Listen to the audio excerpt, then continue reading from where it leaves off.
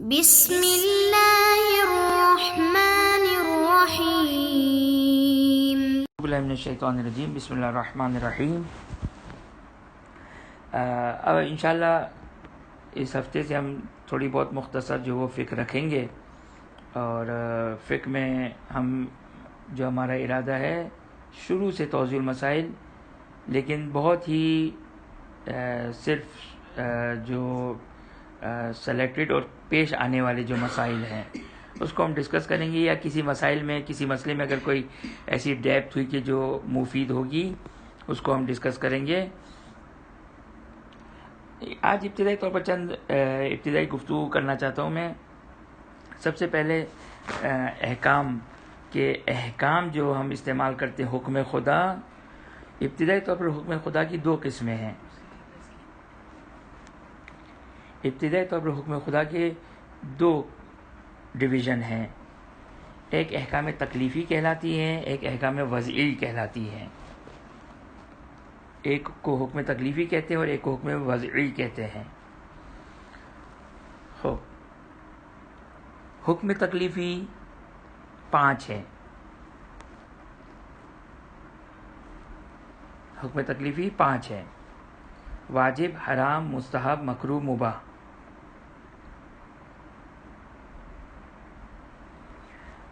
اچھا، اس سے پہلے ایک اور چیز ملاحظہ فرما لیں کہ حکم الہی، حکم الہی جب کہا جاتا ہے تو دونوں ڈویژن کو شامل، حکم تکلیفی کو بھی شامل ہے، حکم وضعی کو بھی شامل ہے۔ حکم الہی، دیکھیں، ہر ٹاپک کا اپنا ایک موضوع ہوتا ہے، ایک متعلق ہوتا ہے، ایک خاص بات سے ریلیٹ ہوتا ہے ہر علم۔ جیسے مثلا ڈاکٹری کے بارے میں کہا جاتا ہے کہ ڈاکٹری کا علم انسان کے بدن سے ریلیٹ کرتا ہے۔ اس طریقے سے ہر علم جو وہ ایک خاص موضوع سے تعلق رکھتا ہے۔ تو فقہ کا جو علم ہے یہ کس سے تعلق کرتا ہے؟ فقہ کا علم مکلفین کے افعال سے، مکلفین کے ایکشن سے، مکلفین کے ایکٹ سے تعلق رکھتا ہے۔ افعال مکلفین کس کو کہتے ہیں؟ جس کے اوپر تکلیف آئی ہے، تکلیف شرعی آئی ہے، کہ جب ہم بالغ ہوتے ہیں تو ہم مکلف ہو جاتے ہیں۔ نابالغ سے پہلے جو بچہ ہے وہ مکلف نہیں ہے۔ تو تکلیف شرعی کی بنیادی جو کنڈیشنز ہیں، ایک بالغ ہونا ہے، ایک عاقل ہونا ہے، اور ایک قدرت کا ہونا ہے، کہ انسان کی قدرت میں ہو۔ اب چاہے قدرت عقلی ہو چاہے قدرت شرعی ہو،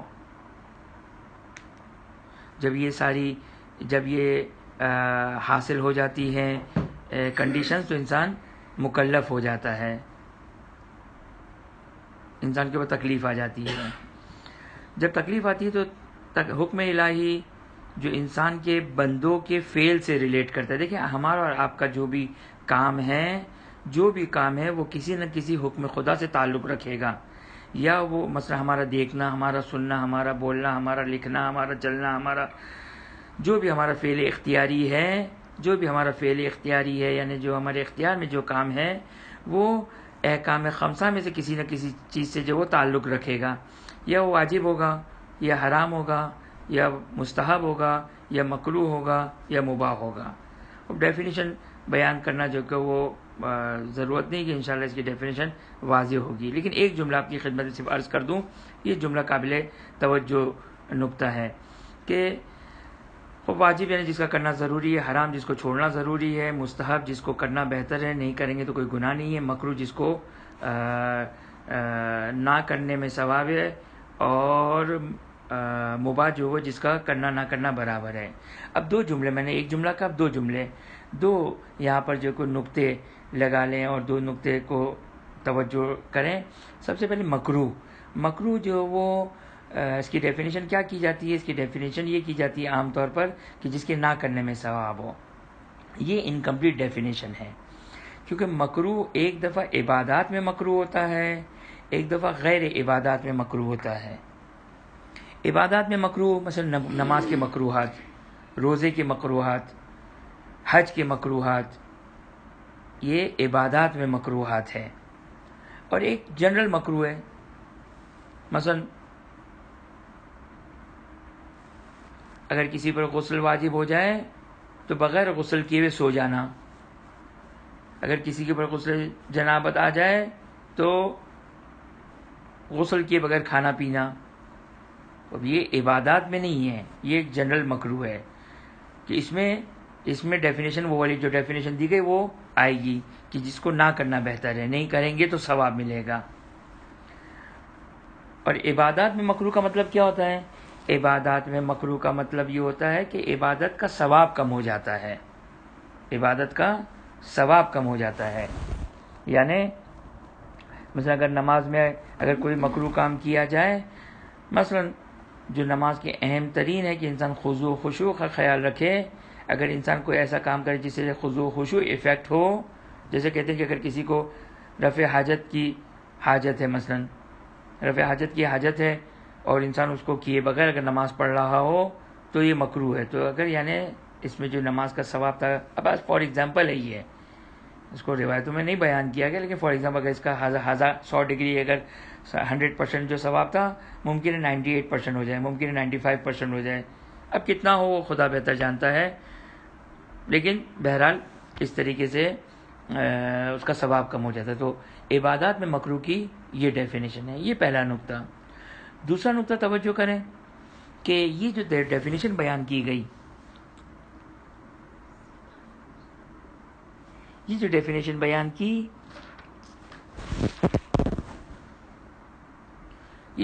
بیان کی، واجب کی، حرام کی، مستحب کی، مکروہ کی، مباح کی، یہ نقطہ توجہ کریں کہ جو ہمارے عوام کے درمیان ایک اس طرح کا جو وہ تصور ہے کہ مثلا واجب، حرام، مستحب، مکروہ، مباح. ہم کہتے ہیں واجب کیا ہے؟ واجب جس کا کرنا ضروری ہے، واجب جس کا کرنا ضروری ہے. اب واجب یہ کہ جس کا کرنا ضروری ہے، آیا واجب کو چھوڑنا حرام کہلائے گا؟ عرفاً ہے ایسا، لیکن شریعتاً ایسا نہیں ہے. عرفاً ایسا ہی ہے، لیکن شریعت میں واجب ہے جس کو کرنا ضروری ہے، نہیں کیا تو عذاب الہی ہے. لیکن ایسا نہیں ہے کہ واجب وہ کہ جس کا کرنا واجب ہے اور نہ کرنا حرام ہے، اور حرام یہ کہ جس کا کرنا حرام ہے اور نہ کرنا واجب ہے. عام طور پر یہ مسئلہ مستحب مکروہ میں آتا ہے کہ مستحب یہ ہے کہ جس کو کرنا ثواب ہے، نہ کرنا مکروہ نہیں ہے، نہ کرنا مکروہ نہیں ہے. اسی طرح مکروہ میں کرنا مکروہ ہے، نہ کرنا مستحب نہیں ہے. یہ ملاحظہ فرمایا آپ نے. یعنی مثلا ایک مکروہ کام ہے تو ایسا نہیں کہا جائے گا کہ اس کو نہ کرنا مستحب ہے. صحیح نا؟ یہ اجمالی طور پر میں نے بیان کر دیا. یہاں پہ ایک مختصر سا ایک جملہ اگر کہہ دوں تو یہ بات جو کہ مزید واضح تر ہو جائے گی کہ جب خداوند متعال کسی چیز کو واجب قرار دیتا ہے تو اس میں ایک مصلحت ملزمہ دیکھتا ہے. مصلحت ملزمہ کس کو کہتے ہیں؟ یعنی ایسی مصلحت کہ جو اس میں کمپلسری مصلحت ہے تو خدا اس چیز کو واجب قرار دیتا ہے. حرام جب خداوند متعال کسی چیز میں ایک نقصان ایسا مفسدہ اور ایسا نقصان جو کمپلسری مفسدہ ہے، جب خدا اس کو ملاحظہ کرتا ہے تو اس کو حرام قرار دیتا ہے. مثلا واجب میں مثلا نماز میں جب خدا مصلحت کو مد نظر رکھتا ہے اور اس کی ایسی مصلحت ہے کہ جس میں بندہ حتماً انجام دے تو اس کو واجب قرار دیتا ہے. حرام میں جب نقصان دیکھتا ہے اور ایسا نقصان کہ جس کو بندہ حتماً ترک کرے تو خدا اس کو جو وہ حرام قرار دیتا ہے. تو واجب ہمیشہ مصلحت کو مد نظر رکھتے ہوئے بنایا جاتا ہے، اور حرام جو وہ ہمیشہ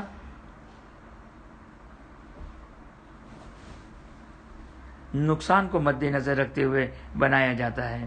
اور مستحب کیا ہوتا ہے؟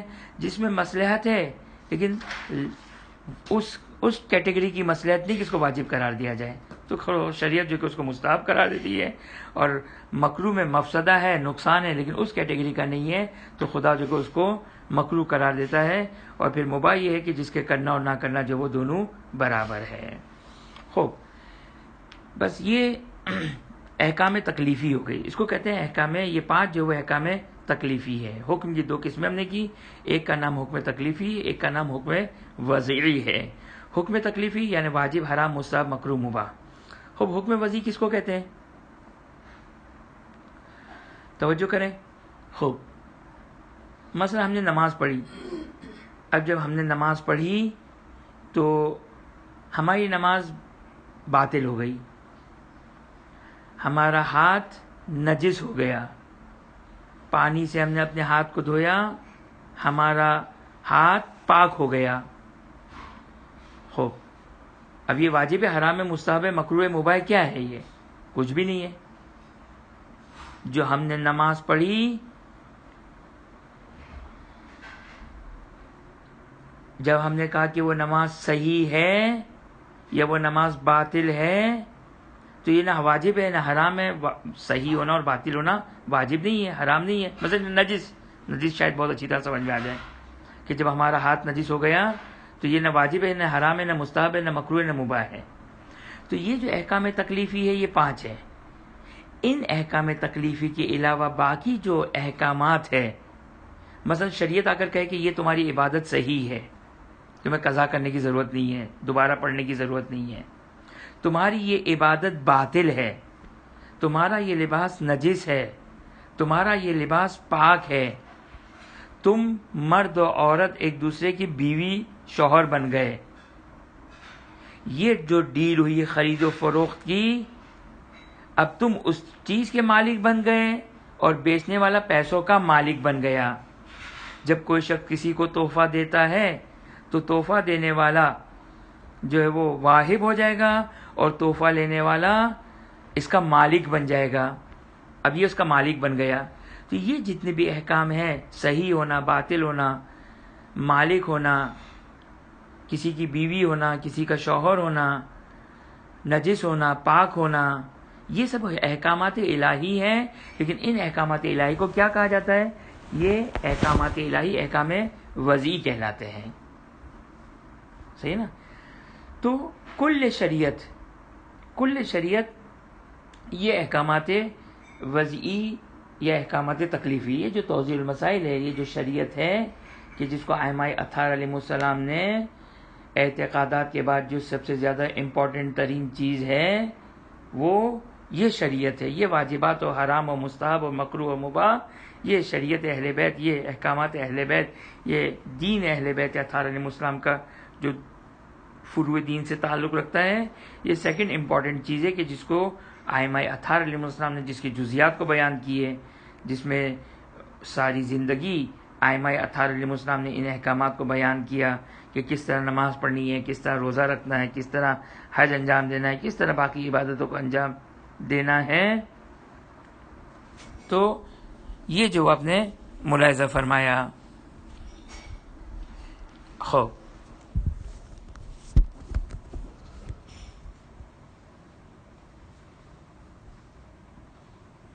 سوال ہے کوئی؟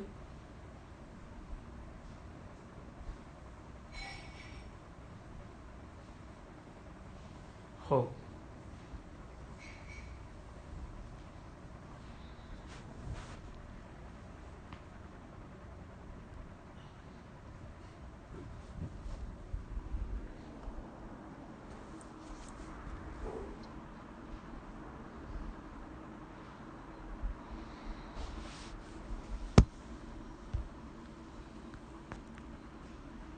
سوری آپ کی آواز نہیں مجھے سمجھ نہیں ہے، واپس سے فرمائیے.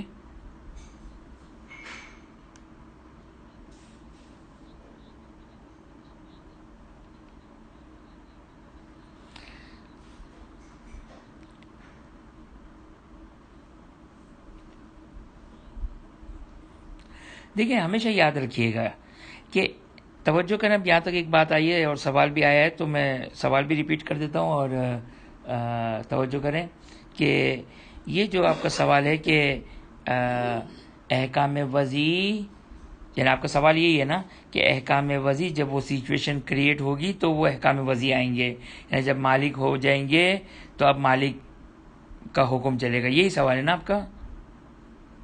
جی دیکھیں، اس میں ایک بات میں کہہ دوں کہ دیکھیں جو قیامت کا حساب کتاب ہے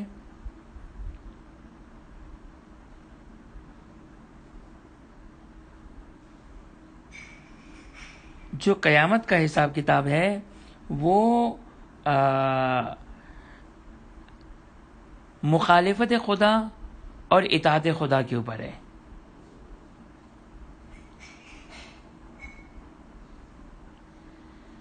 یہ ایک سوال آیا ہے اس ریٹرن میں بھی کہ احکام وضعی مینز افیکٹ آف احکام۔ خوب اس کو میں ابھی بیان کرتا ہوں تو انشاءاللہ بات واضح ہو جائے گی۔ خوب توجہ کریں کہ قیامت کا جو حساب کتاب ہے وہ اطاعت الہی پر ہے اور معصیت خدا کے اوپر، کہ اگر انسان اللہ کا مطیع ہوگا تو جنت کا مستحق ہوگا، اگر معصیت خدا اگر کرے گا تو مستحق عقاب اور مستحق جہنم ہوگا۔ خوب اب ایک چیز پاک ہے، نجس ہے، اس کا واجب و حرام سے کوئی تعلق نہیں ہے، یعنی گویا جنت و جہنم واجب اور محرمات سے ریلیٹ کرتی ہے۔ تو کوئی کسی کا مالک ہے، کوئی کسی کا مالک نہیں، کوئی نماز صحیح ہے، کوئی نماز باطل ہے، کوئی چیز پاک ہے، کوئی چیز نجس ہے، تو اس کو ہم کہاں کیٹیگرائز کریں گے، اس کو ہم کہاں رکھیں گے، اس کا جنت جہنم سے کیا تعلق ہے؟ خوب توجہ کریں کہ جتنے بھی احکام تکلیفی ہیں، معذرت کے ساتھ جتنے بھی احکام وضعی ہیں، یہ احکام وضعی اپنے ساتھ ساتھ کسی حکم تکلیفی کو لے کر آتے ہیں۔ توجہ کیا؟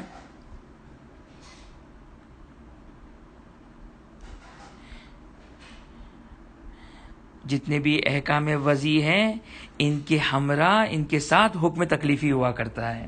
مثال کے طور پر جب ہم کسی مال کے مالک ہوئے تو اب اس کا استعمال ہمارے لیے جائز ہے اور دوسروں کے لیے اس کا استعمال حرام ہے۔ اب دیکھیں حرام آ گیا، اگر کوئی میرے اس مال میں تصرف کرتا ہے، استعمال کرتا ہے تو یہ کام حرام ہو جائے گا، اس کے لیے مستحق عذاب ہو جائے گا۔ اور جب یہ میرا مال ہے تو اب اس پر مجھ پر خمس واجب ہو جائے گا، اب وجوب آ گیا، واجب آ گیا۔ تو ایک حکم وضعی اپنے ساتھ کئی سارے احکامات کو لے کر آتا ہے، احکامات یعنی حکم تکلیفی کو لے کر آتا ہے۔ جب یہ نماز صحیح ہے تو اب اس کے اوپر حکم تکلیفی یہ آئے گا کہ مجھے دوبارہ سے پڑھنا واجب نہیں ہے، اور اگر میری یہ فرادہ نماز صحیح ہے اور نماز جماعت قائم ہو جائے تو اب جماعت کے ساتھ میرے لیے نماز دوبارہ تکرار کرنا مستحب ہے۔ جب ایک عورت کسی شخص کی بیوی ہو گئی تو اب اس کے لیے بیوی کے احکامات، بیوی کے لیے جو واجب ہے شوہر کی نسبت، وہ واجب ہو جائے گا۔ اگر ایک شخص کسی کا اگر شوہر قرار پاتا ہے تو اب جو بیوی کا نان و نفقہ ہے وہ شوہر کے اوپر واجب ہو جائے گا۔ تو اب دیکھیں ہر حکم وضعی اپنے ساتھ ساتھ بہت سارے احکامات تکلیفی کو لے کر آتا ہے۔ توجہ کیا؟ یہ اس کو احکامات وضعی کہتے ہیں۔ اب کوئی بھی حکم وضعی اٹھا لیں وہ حتماً کسی نہ کسی حکم تکلیفی سے ریلیٹ کرے گا، کہ مثلا جیسے ہمارا لباس نجس ہو گیا، اب ہمارا لباس نجس ہو گیا، ہمارا بدن نجس ہو گیا، تو اب نماز کے لیے اس کو پاک کرنا واجب ہے۔ اگر ہم نے نماز کے لیے پاک نہیں کیا تو ہماری نماز باطل ہو جائے گی، ہماری نماز باطل ہو جائے گی اور ہم نے اس نماز کو اگر دوبارہ سے نہیں پڑھا تو حرام ہو جائے گا۔ تو یہ اپنے ساتھ جو وہ کئی سارے جو احکامات تکلیفی کو جو وہ ساتھ لیے ہوئے ہوتے ہیں۔ خوب اس کے بعد تقلید کا جو وہ تقلید کا سب سے پہلا مسئلہ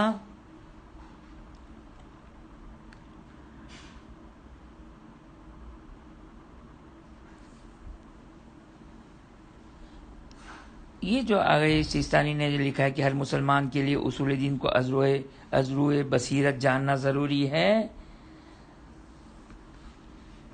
ظاہراً چونکہ یہ ہم نے پہلے معلوم کیا تھا، بھی مجھے فی الحال یاد نہیں ہے، اور چونکہ یہ صرف توضیح المسائل میں یہ مسئلہ درج ہے، باقی عربی کسی کتاب میں یہ مسئلہ موجود نہیں ہے کہ اصل میں ایک اختلاف ہے کہ اصول دین میں یقین حاصل کرنا کافی ہے یا دلیل کے ساتھ جاننا ضروری ہے. ایک اختلاف ہے اصول دین میں. اب آگے سیستانی کی یہ عبارت کہ ہر مسلمان کے لیے اصول دین کو ازروئے بصیرت جاننا ضروری ہے، یہ ظاہراً اس نظریے جو آخوی کا نظریہ ہے، ظاہراً یہ وہی نظریہ ہے کہ انسان تقلید نہ کرے بلکہ یقین حاصل کرے ان اعتقادات کے بارے میں.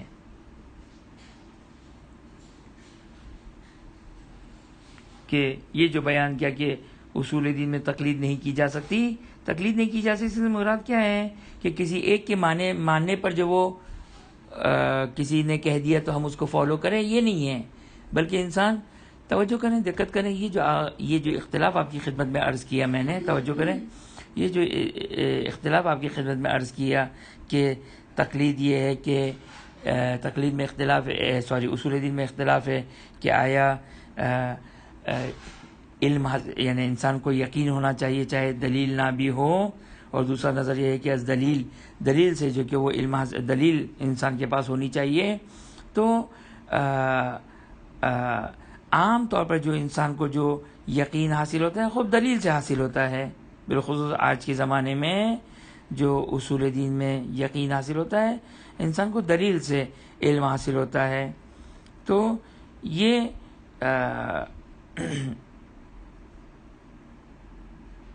عام طور پر جو کوئی ایسا ہوتا ہے. تو بہرحال یہ کہ اصول دین میں بہرحال تقلید نہیں ہے کہ انسان کہے کہ بھائی مجھے یقین تو نہیں ہے لیکن اب میرے ماں باپ کہہ رہے ہیں تو میں مان لیتا ہوں، تو یہ کافی نہیں ہے علی یہ حال.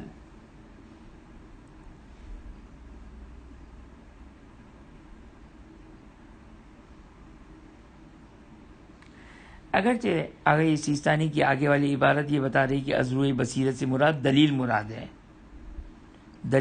ہے. توجہ کریں، اس لیے کہ آگے سیستانی کہتے ہیں کہ اگر کوئی شخص ازروئے بصیرت اگر نہ ہو اس کا یہ یقین تو وہ مسلمان اور مومن کہلائے گا.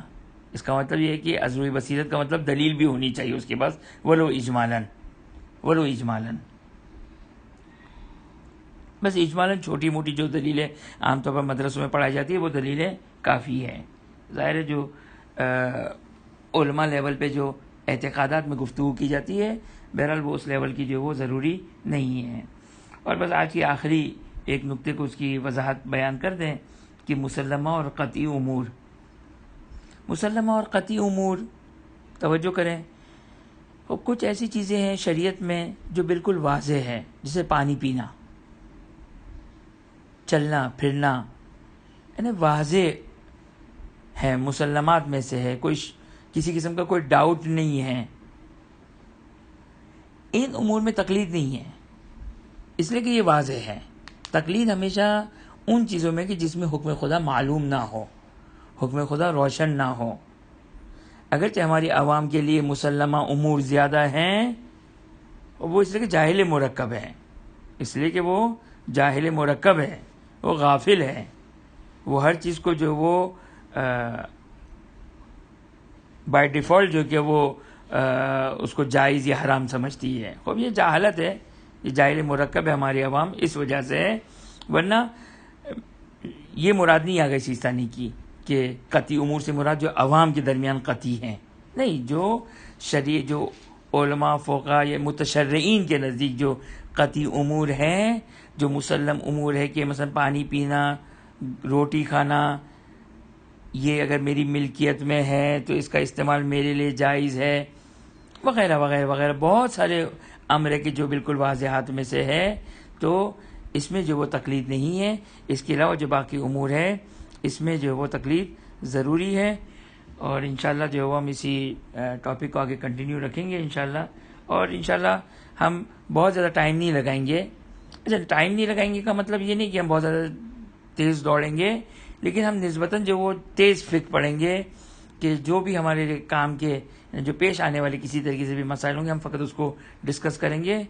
جو پیش آنے والے مسائل ہیں اس کو ہم جو وہ چھوڑتے جائیں گے, اور انشاءاللہ کوشش کریں گے کہ جتنا جلدی ہو سکے ہم اس کو اسپیڈ سے توضیح المسائل کے جتنے چیپٹرز ہم اس کو کمپلیٹ کر سکیں.